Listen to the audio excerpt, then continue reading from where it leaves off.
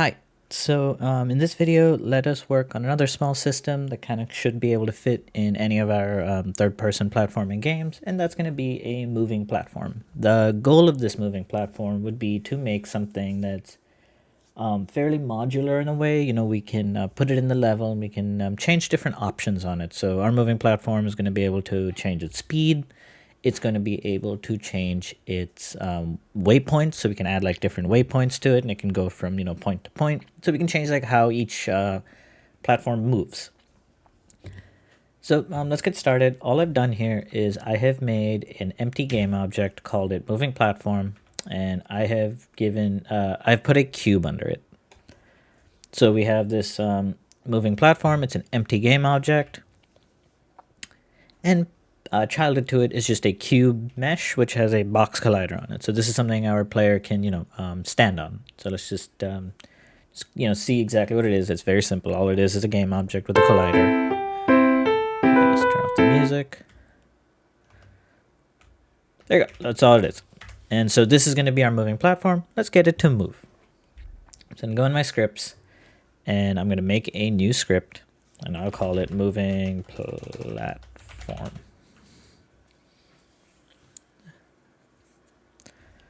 Let's open it up.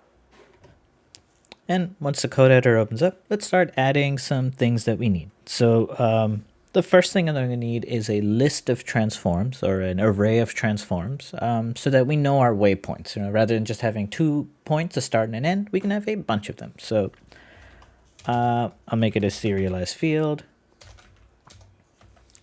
It's going to be a transform array called waypoints. I'm also going to add a public vector3 velocity. We'll see why we need this. It's going to have a public get and a private set. And we'll also have a vector3 for our last known position.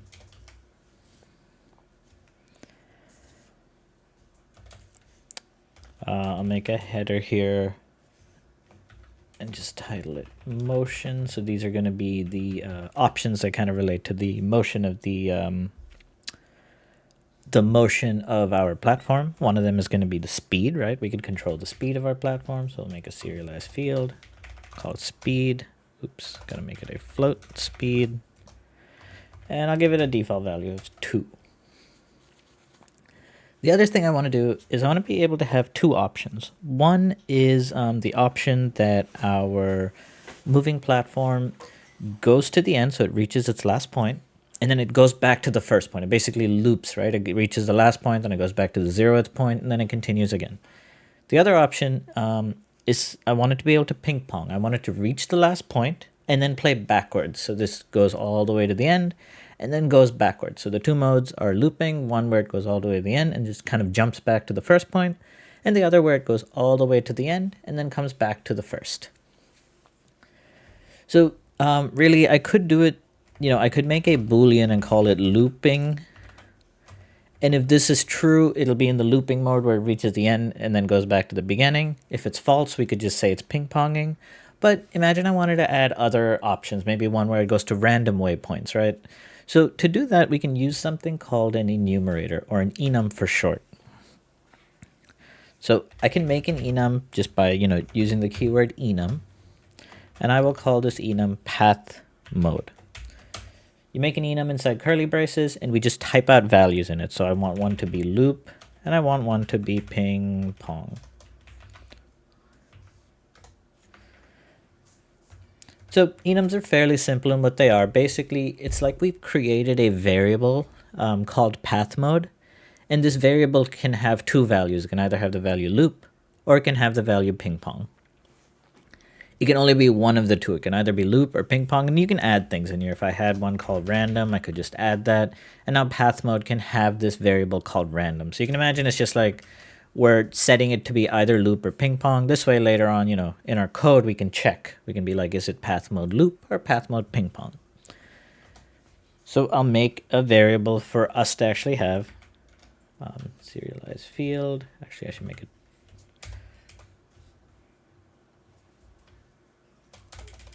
I should make it down here. It's going to be a serialized field, path mode, path mode. And we'll set it to loop to start.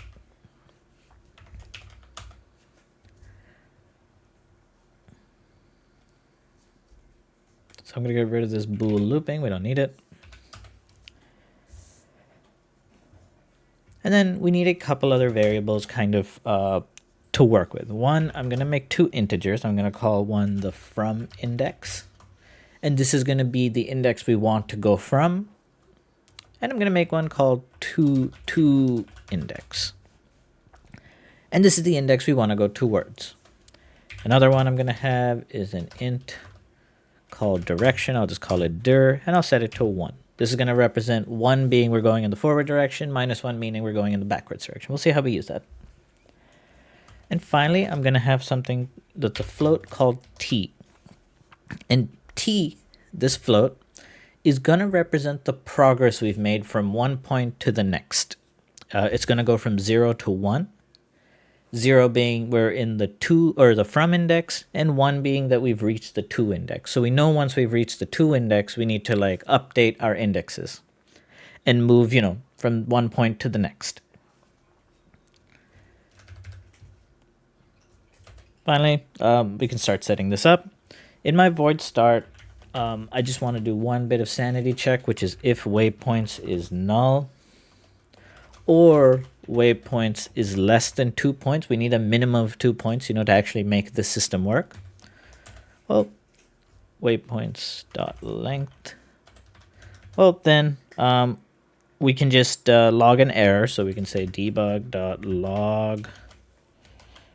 We can do log warning rather than just regular log, and it'll log it with a little triangle and yellow text so our other designers know that this is an important warning. And we'll say waypoint needs at least 2 waypoints. Or, I'm sorry. Moving platform needs at least 2 waypoints.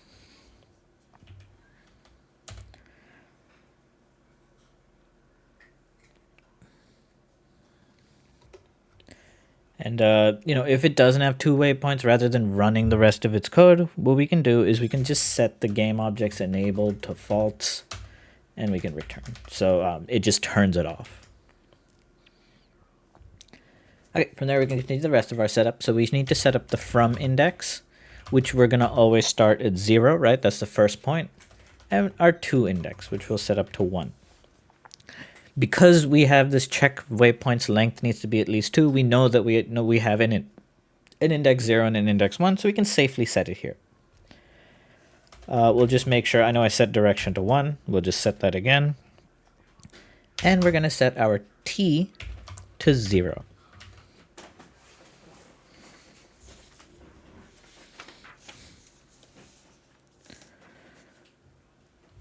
I also have that last pose variable. So I want to set last position equals transform dot position. And the other thing I want to do actually before I set the last position is our waypoint, this waypoint dot 0, where we want the moving platform to start, could be different from where the actual platform is. So let's just make sure we set our transform dot position equals to that first waypoint. So waypoints, I'll just say from index, but really it's just waypoints of 0 dot position. So all we're doing here is we're just making sure that the moving platform starts at that position 0. Like if it's not there, it's just going to teleport there when the game starts.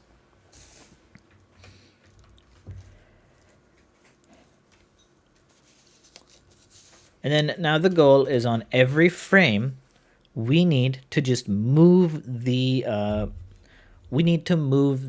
platform closer from the from index towards the to index. So we start at index 0. We want to move towards index 1. They both have their own positions. So you want to slowly interpolate the position of the moving platform from 0 to index 1. Once we are close to index 1, like very close to it, or we've reached it, we want to run a function that switches the index. So we go from 0 to 1, And then we need, once we reach 1, we need to set 1 to be our from index and the next one, 2, to be our to index. We want to go from 1 to 2 and then 2 to 3. If we ever reach the end, so for example, if we reach the last index, depending on the mode, we kind of want to work with it differently. So we'll get to that part, but let's just get our platform moving towards the correct index. So on every update, before I even do anything, I want to set last pose equals to transform.position. So we're just kind of like caching the position before we move on to the next position. We'll make 2 vectors 3s. We'll call one A and we'll call one B. A is going to be where we're going from and B is where we're going to be going towards. So A is going to be equal to waypoints, the from index, the position, and vector 3 B is going to be equal to waypoints to index dot position. We want to get the distance between these 2 points, so we'll call it dist, and that's going to be the vector 3 dot distance between A and B. What knowing this distance is going to do is going to, we want it to travel at a speed of 2. So knowing the distance is going to help us kind of normalize the movement, how much we need to move every frame in order to keep that speed of 2. If this distance is less than some really small value, so I'll say 0.001, so like we're very close, or A and B are very close together, we can just move on to the next point. So I'll just put a note here saying move to next point, and we can return this function. So if by chance, we put 2 waypoints extremely close together, it just switches over to the next point. So now we need to calculate how much we want to move, and that's where that t variable comes in. We're going to keep adding to t. What we're going to add is the speed, which we made a float,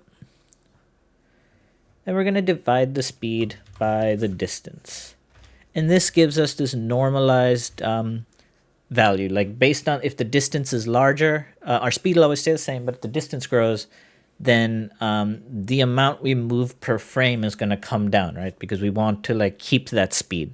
If our distance gets shorter, the amount we move per frame will be larger because the distance is shorter, and we want to keep that speed constant.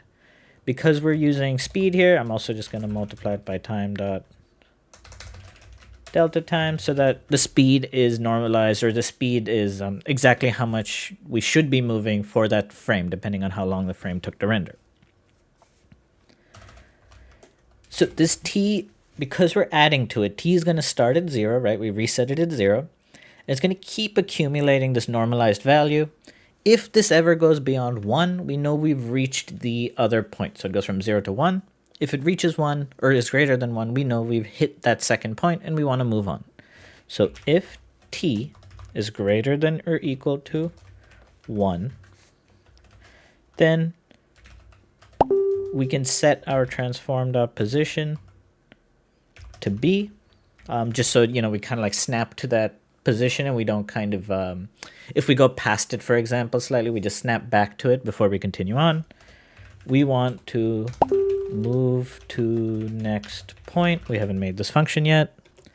And we also want to reset t. So I'll say t equals 0. If we haven't reached the next point, so else, I want to set my transform.position to lerp, so vector3.lerp from A and B by a value of t. If you're not familiar with what a lerp is, it takes 2 values, A and B in this case, and t goes from 0 to 1 and represents how far between A and B we want a value to be returned. So, A is going to be the from index, B is going to be the to index. If t is 0, which is where it starts, this vector3.lerp is going to return A exactly. If t is 1, it's going to return B. Anywhere between 0 and 1, if you can imagine A and B on a number line, t is going to kind of return a value somewhere along that number line. So when t is 0.5, it's going to return exactly halfway on that number line between A and B. 0.75 would be like 75% of the way between A and B. 0.25 would be 25%. So basically, a lerp is like we have a number line, A on one end of that line, B on the other line. And the number line is exactly a distance of, or it's a length of 1. So starting at 0, it goes up to 1. So we're basically just accumulating that 0 to 1 on our t, and we're lerping our position from A to B based on that t, which goes from 0 to 1 slowly. Or, well, 0 to 1 based on the speed.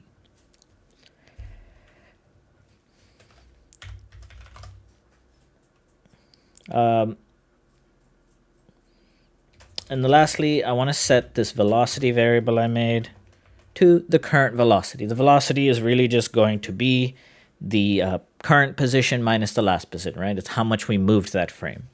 So it's going to be our current position, transform.position, minus our last position.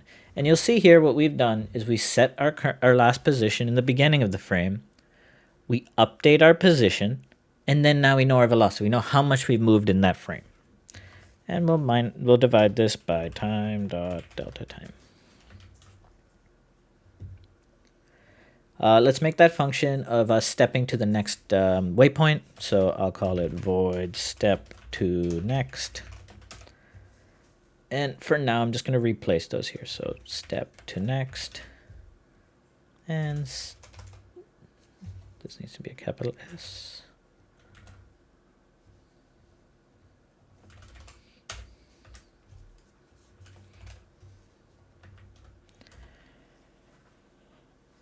Okay, the first thing we want to do, regardless of anything, is we want to set the from index. So the new start index needs to be the index we just ended in. So it's going to be the to index. So for example, this is 0.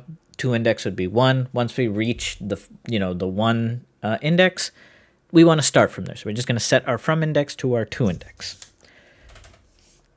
Next, we need to set the to index. The to index is going to change based on our looping mode, right? So we'll say if path mode is equal to path mode dot loop, we want to do something. Else, we know we're in ping pong mode. Again, if we have more modes, you do an else if path mode equals whatever, and then you can add the logic differently based on the modes that we have. So if we're in looping mode, it's fairly simple. I just want my to index to be equal to my to index plus 1. So we're just going to the next index. However, if we're at the last index, we want to reset to 1. And we can do that by just getting the modulo of waypoints dot length. So basically, if our to index modulo the waypoints dot length, so if we've reached it, it's just going to kind of reset to 1. If you're not too familiar with what a modulo does, it just returns the remainder of it returns the remainder of us.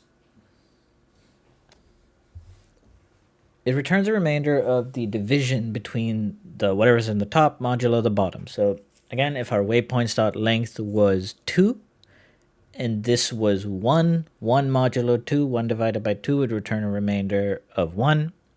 But then if you do 2 divided by 2, that has no remainder, right? It divides perfectly into a 1. So we kind of would reset back to 0.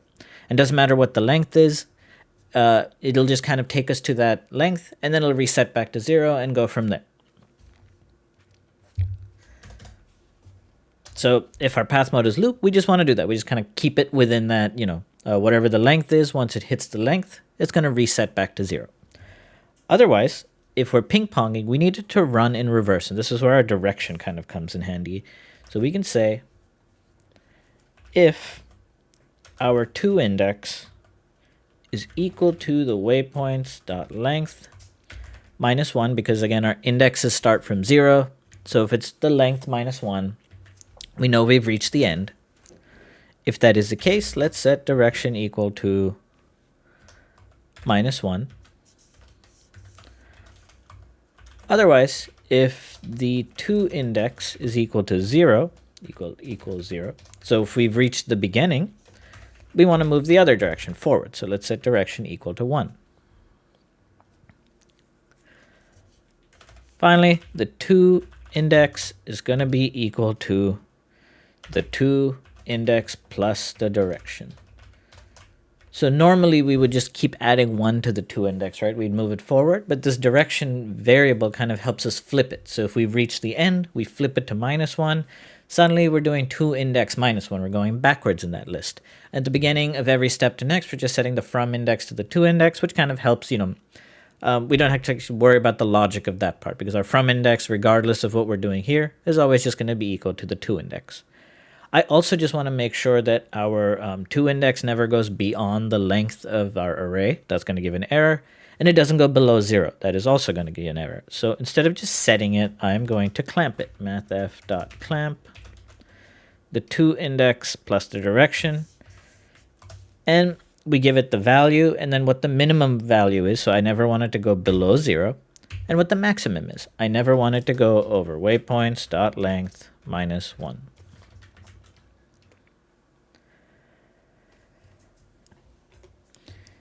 And that should be it for like the basic implementation of this. Let's go take a look at this working. So back in the level, I'm going to add the moving platform script here. And I just need to make some waypoints. So I'm going to make a new game object. I'll just call it waypoint 1. This can be wherever. Duplicate it. I'll call this waypoint 2. Let's move it. Let's just add a third waypoint as well so we can see this working with more than just 2. And we'll move that somewhere here. So we got this like triangle shape going on. In the moving platform, I'm going to add 3 objects to the waypoint list and then just set it up here.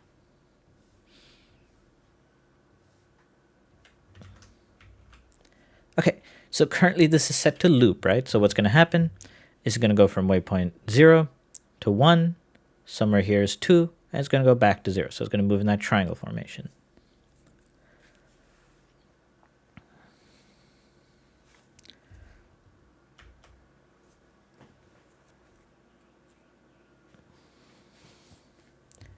Awesome. And if we change it to ping pong,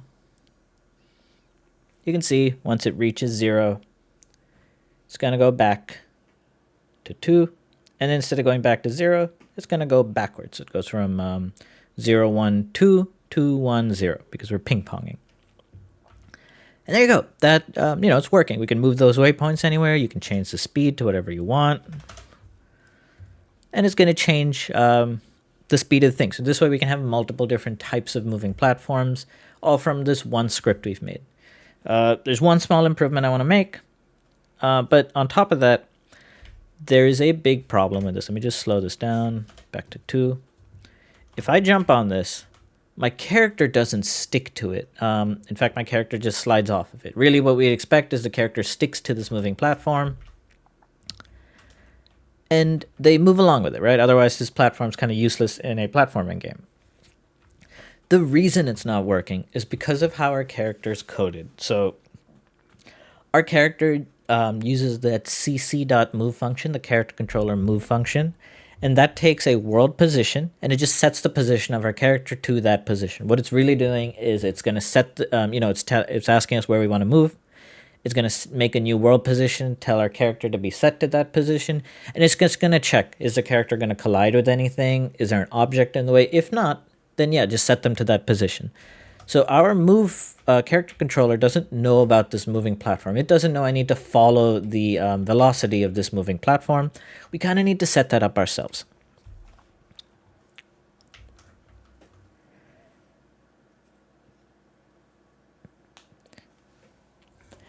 The other kind of small improvement, this should be fairly smaller to make, is that I want, right now, if I click on this moving platform, I can't see its path. I can't like visualize. I can click on these waypoints and I can kind of see what's happening, but this isn't easy enough for us to work with. So one thing Unity does pretty well is it lets us add scripting functionality directly for the editor. You know, you can actually make custom buttons up here, or In this case, what we're going to do is we can draw some widgets. We can draw little spheres where our waypoints are, and we can draw lines going between those spheres so we can visualize the movement of our moving platform. So let's just see us. Let's do that first before we go ahead and get the player sticking to it. So I'm going to go back into my moving platform script. And there is a special function called on draw gizmos. Oops, I don't know why I put that there. On draw gizmos.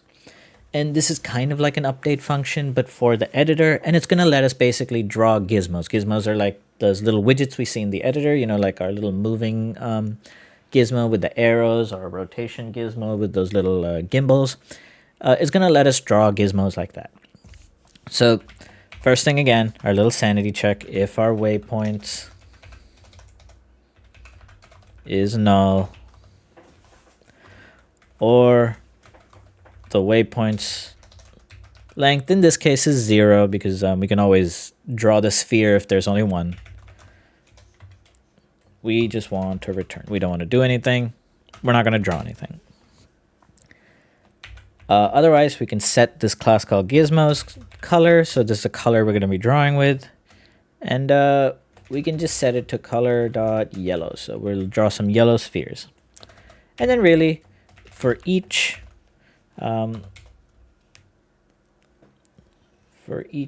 we made our transform, right? So for each transform, I'll just call it T in waypoints.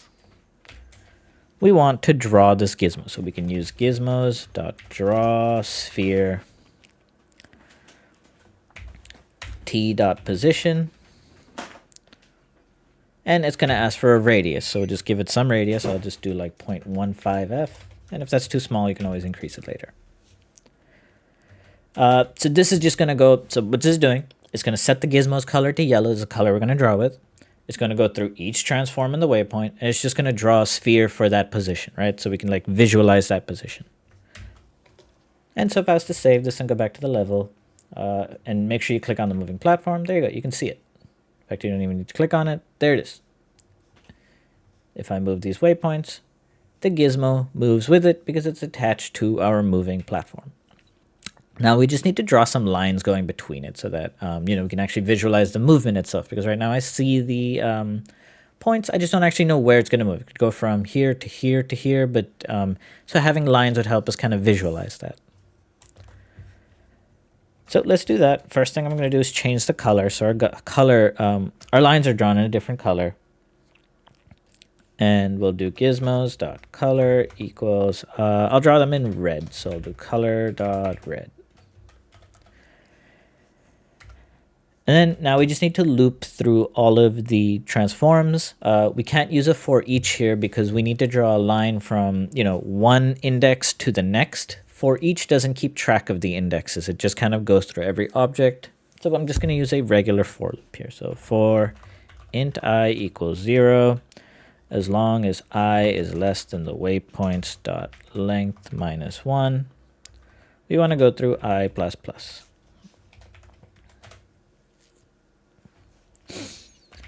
So if waypoints of I exist and waypoints of I plus 1 exists,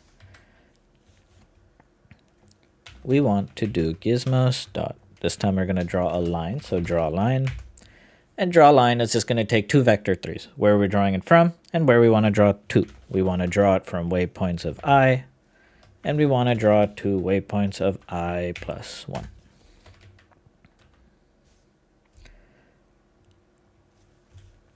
It's waypoints of I dot position.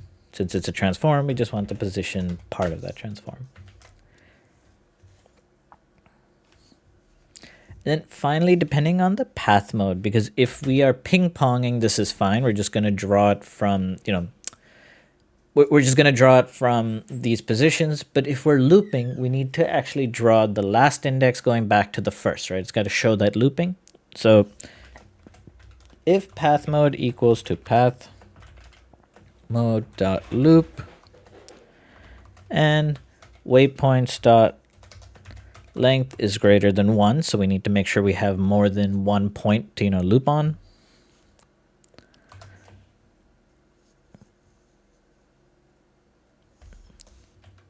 Then we want to do gizmos dot draw line waypoints. We want to draw it from the last index, so that'd be waypoints dot length minus 1. And we want to draw it to the first index, so waypoints, points of 0 dot position. And even this needs to be dot position. A quick shorthand for waypoints dot length minus 1, so the last index of the array is just a little hat and 1. So this little hat and 1 is the exact same as saying waypoints dot length minus 1. Now if we go back to our level,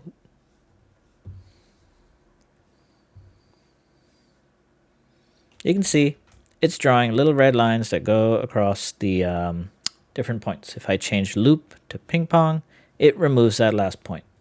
If I add another point, move it somewhere, and then add it to my moving platform, it now draws that. Again, I can change it to loop, and it takes us around. So now we have a nice little visualization of things going on. You can always move these, and that changes the line. So now we have a nice little visualization of our moving platform and how it works. Okay, so that was just a small way to update it so it looks nicer in the editor, basically. But the last thing we need to add, kind of the most important thing really, is making sure that it works with our player. So to do that, we need to add some functionality to our character motor.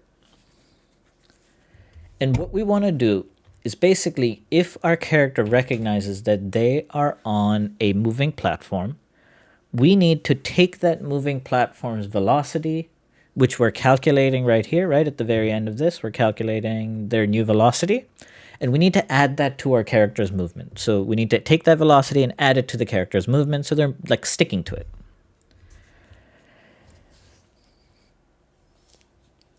So we're going to add functionality for that in our character motor, and then we need to implement that in one of our states, which is going to be our grounded state, because the character is only going to stick to the platform when they're grounded. So that's the only state we need to add this functionality in.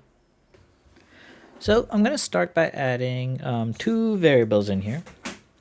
Up to the top, it's going to add it here right before movement, I guess.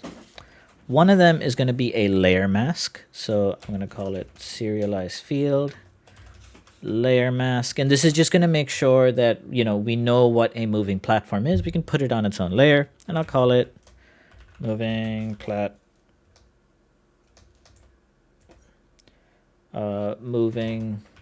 platform mask. So it's the moving platform layer mask.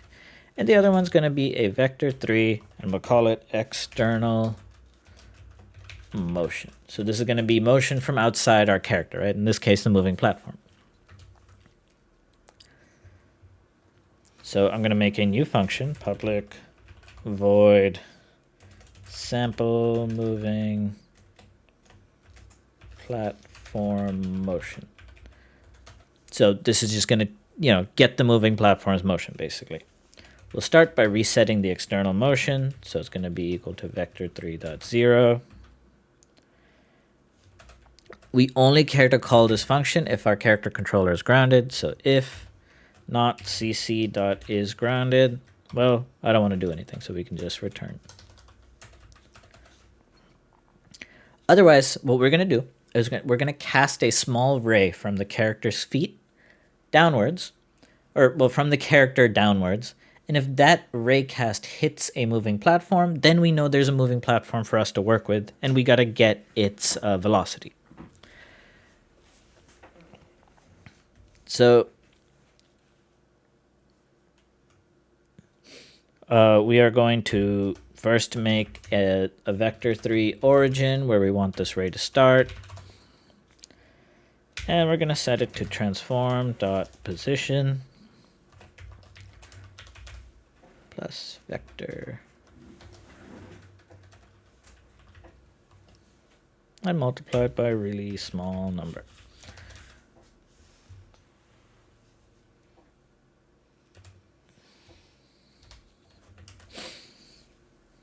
Next, we want to just have a float that's the raycast length, how long we want this line to be.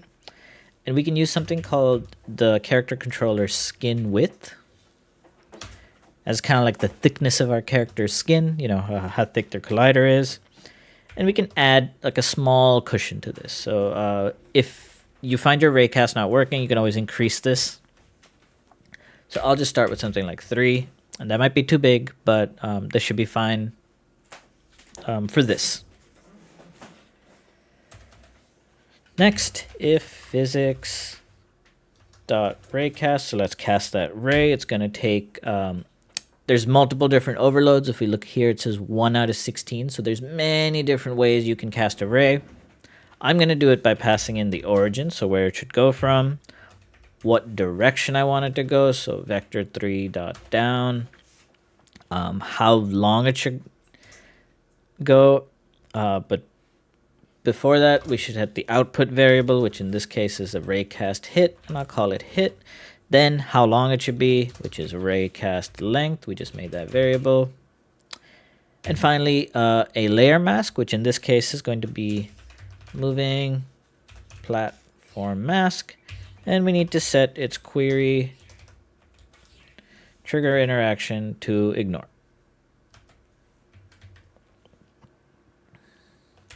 So if this raycast hits anything, we want to get the mover, which is our moving platform. It's going to be hit.collider.get component.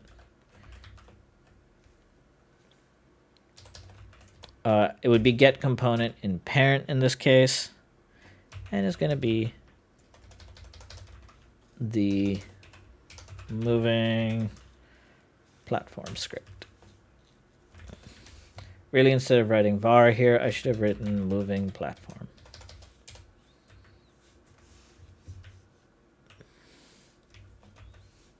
Oh no. There you go.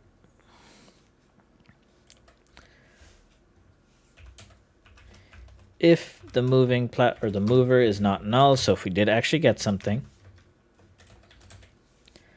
then we just want to get our external motion that's going to be equal to the mover's velocity multiplied by time dot delta time. And really, this is going to set this time dot delta time to the mover's time dot delta time, and all we want to do in our move character is just make sure we add it. So we want to add external motion, and then we want to reset the external motion.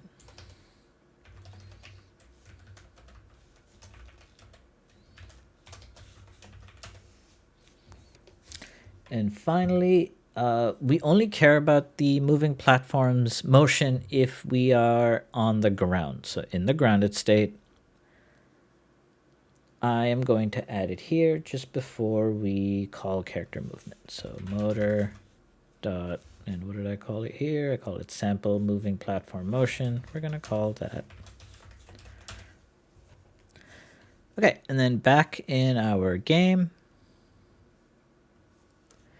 we just need to set up the this moving platform mask. So we're going to make a new layer for that. What I'm going to do is go into moving platform. Next to layer where it says default, I'm going to click it. And then the last button here, add layer.